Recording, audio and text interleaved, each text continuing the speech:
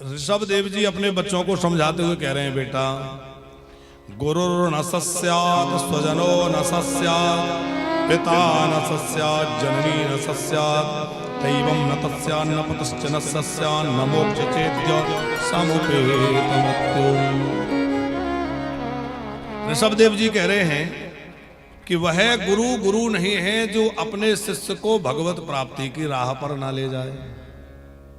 भाई गुरु जी जो है भजन की कोई बात ना बताएं, भक्ति में ना लगाएं और इधर उधर की बातें करें तो फिर ऐसे गुरु जी से क्या लाभ होगा?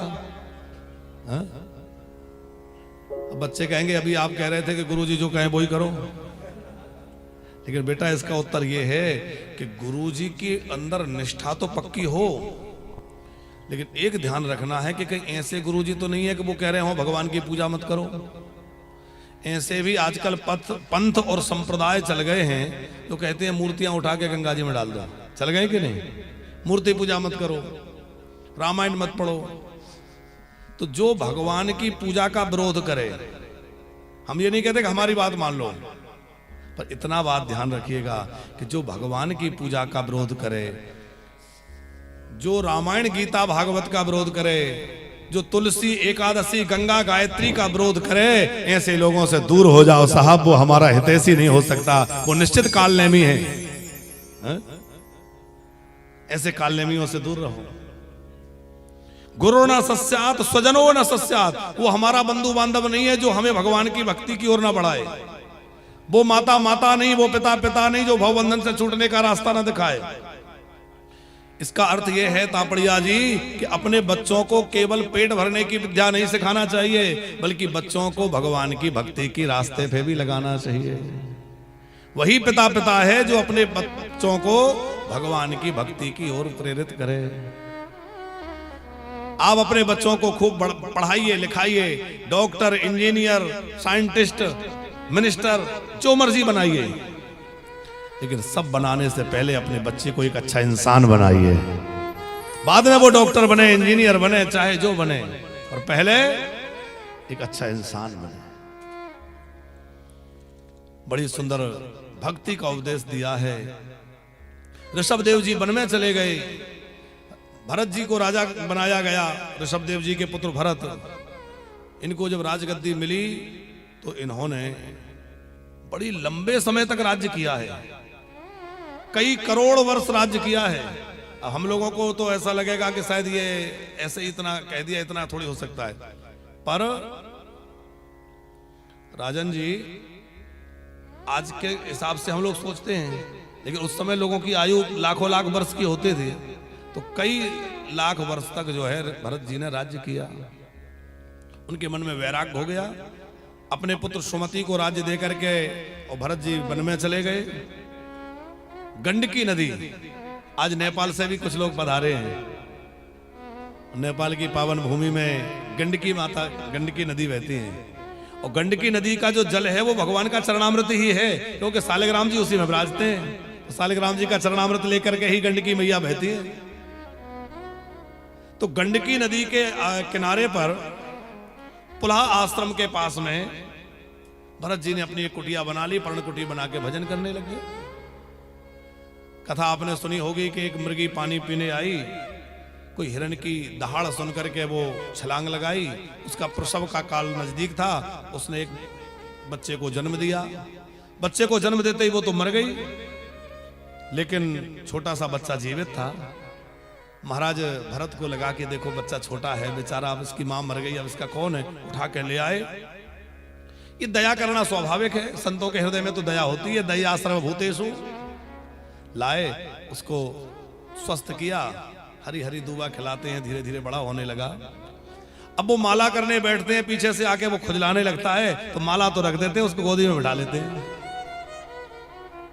कभी कभी ध्यान लगा के बैठे हैं, वो आके चाटने लग गया, तो ध्यान छूट जाता है और इससे लाड़ लड़ाने लगते हैं।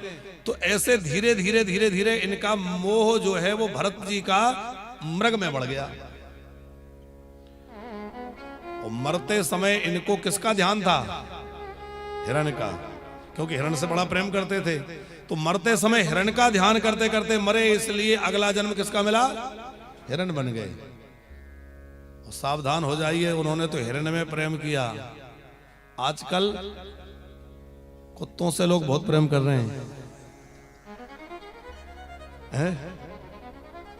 करते हैं कि नहीं? कुत्ते पाल, हम मना नहीं करते, निषेध नहीं कर रहे हैं। सच्ची बात बताएं, उड़िया बाबा हमारे वृंदावन के महान संत हुए थे, तो वो इधर के ही लेकिन वृंदावन विराजते थे। तो उड़िया बाबा किसी धनी व्यक्ति के घर पहुंचे। उनके घर में एक बड़ा अच्छा कुत्ता था। तो उड़िया बाबा से उन्होंने ऐसे ही बातों बातों में पूछ लिया, अच्छा बाबा ये बताओ कि ये कुत्ते ने ऐसे क्या सत्कर्म किए होंगे पिछले जन्म में कि ये इतने अच्छे घर में आके कुत्ता बना के हम लोग इसको गाड़ी में घुमाते हैं, बढ़िया अच्छा महंगा महंगा भोजन कराते हैं, बढ़िया महंगी गाड़ियों में रहता है। ऐसी सुविधाएं तो मनुष्यों को नहीं मिल रही, ऐसी इसको मिल रही। तो ऐसा इसने क्या अच्छे कर्म किए होंगे? तो उड़िया बाबा थे हंस के बोले कि क्या है कि पिछले जन्म में ये भी एक सेठ था तुम्हारे जैसा। तो बोले इसने भी एक कुत्ता पाल रखा था। अब वो समझ गए कि बाबा क्या कहना चाह रहे हैं।